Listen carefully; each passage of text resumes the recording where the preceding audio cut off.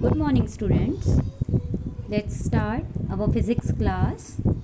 Chapter number 2. We will study today our second point, a watch. Okay, what were we studying? We are studying devices for measuring time. So first we have studied about the pendulum clock. Now today we will start with a watch.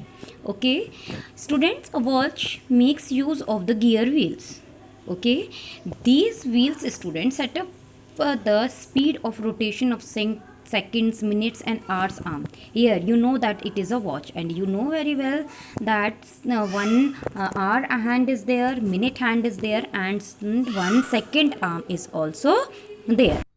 Students, seconds arm is driven by a wound up spring.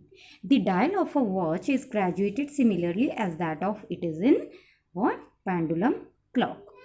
Now students, we will measure the devices for the we will see the measuring devices for short time intervals. Students, for this we measure the time with the help of a stopwatch or stop clock.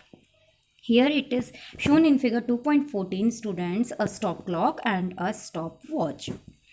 They have arrangements, students, these stopwatches and stop clocks, to start, to stop and to reset at 0. Okay, students, an electronic stopwatch is more accurate than a mechanical stopwatch. Okay, it can measure the time intervals accurately up to how much? 0.01 second, and it does not have a minute or a second arm, and it has a digital number, that means digital display screen also. And these watches are used for measuring the timings of athletic activities, okay, such as the time taken by the athletes to complete a 100-meter race. This is an electronic stopwatch, students. Okay, now we will start seeing the measurement of temperature. Students, if we touch an object, it appears hot to us. Okay, if heat passes from object to our hand, and it appears cold if the heat passes from our hand to the object, right? Thus, students, hotness or coldness of an object depends on the direction of flow of heat. And students, always remember and underline this line, that heat always flow from heat, I'll tell you, heat always flow from a high temperature to the low temperature. That means, what is a temperature? Students, underline this. Temperature is the measure of degree of hotness or coldness of an object. Okay, now we will study about the units of temperature. Students, the SI unit of temperature is what? Kelvin. In short form, we write it as K. The other most commonly units which are used apart from this Kelvin is, students, degree Celsius or degree centigrade. Okay, and degree Fahrenheit. The degree Celsius or degree centigrade, we are writing it like degree C. And this scale, this Celsius, degree Celsius was given by the scientist Andrew Celsius. And what about the degree Fahrenheit, students? This is named after the scientist Gabriel Daniel Fahrenheit.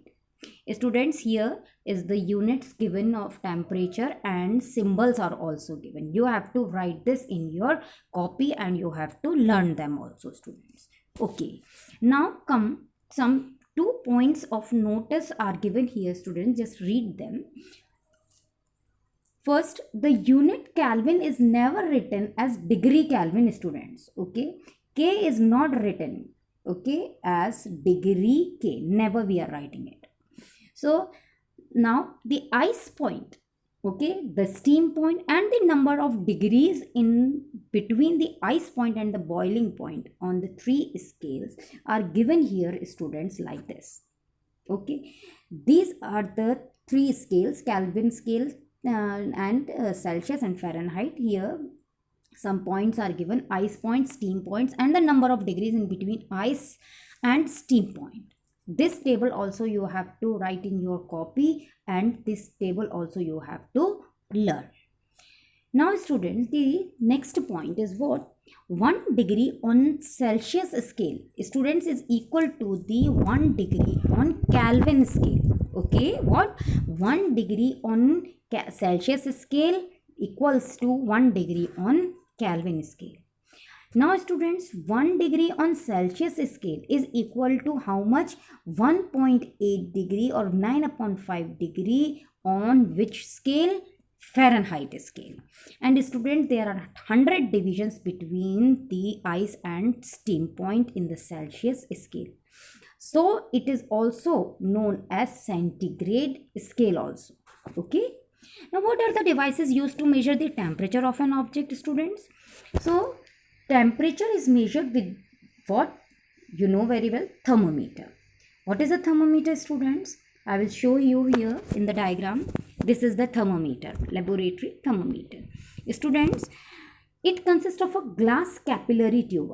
You are seeing in the diagram also, one capillary tube is there. It is having a bulb, okay, at one end, and this bulb, inside this bulb, mercury is filled. Okay, here mercury is filled. The long part of this capillary is known as what? Stem. And this stem has, students, markings from where? From -10 degrees Celsius to 110 degrees Celsius. Okay, students. Now let's see the next. Here 0 mark is also there at the level of mercury in the capillary. When its bulb is placed in the melting ice, while the 100 mark is at the level of what? Mercury in the capillary when its bulb is placed in the boiling water. The space between 0 and 100 mark is divided into how much equal divisions? 100 equal divisions. And each division is known as degree, students. Now we will study about the measuring the temperature of an object using this laboratory thermometer. Students, to measure the temperature of an object, first of all, the bulb of the thermometer is kept in contact with the object. And we will just see that the mercury will rise in the capillary. We have to wait for some time. When the mercury does not rise any further, okay, we will look at the mark where the mercury has, up till where the mercury has risen. We have to keep our eye horizontal on the horizontal line of the level of mercury. This will give you the temperature of any liquid or whatever you are measuring. Like here it's measuring the water, the temperature of water. Mercury stops here on this level, 30 level. Okay, so the temperature of water here is what? 30 degrees Celsius. Now students, we will see about the clinical thermometer. Students, doctors are using a special thermometer. Have you seen with the doctors now? Okay, that thermometer is known as a clinical thermometer to measure the temperature of the patient's body. So what is a clinical thermometer? I'll show you. This is the clinical thermometer. Okay, bulb is given here. Okay, one construction is there, capillary tube is there, and some markings are there from 35 to 40 degrees Celsius.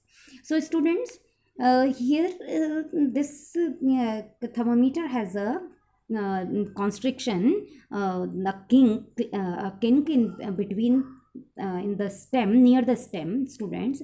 This constriction, why this constriction is there?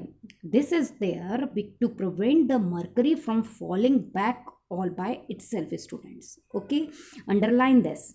Why there is the constriction in the mercury in the clinical thermometer? That this constriction prevents the mercury from falling back all by itself. And students, this also you have to mark that what is the temperature of a healthy person. The temperature of healthy person is how much? 37 degrees Celsius. And student, this temperature, okay, in the clinical thermometer is marked by a red arrow. Okay, Now students, clinical thermometer are marked in degree Fahrenheit also, and they are having the markings from 95 degree Fahrenheit to 110 degree Fahrenheit. Okay, and the red arrow indicating the temperature is what? 98.6 degree Fahrenheit. Okay students, now measuring the temperature of the patient's body with the clinical thermometer. Students, first of all, before using, we have to wash the thermometer well in cold water. Then it is slightly jerked. Why? To bring the level of the mercury down below the mark. How much? 37 degrees Celsius. Then we have to measure the patient's body, the temperature of the patient's body. For that, what we have to do, its bulb is kept either below the tongue or under the armpit of the patient's body for a minute, students. Okay, then we have to take it out. If the temperature of the patient body is, students, above 37 degrees Celsius or above 98.6 degree Fahrenheit, then we will say that the patient is suffering from fever. Okay students, so for today up till here, we will continue in the next video. Thank you.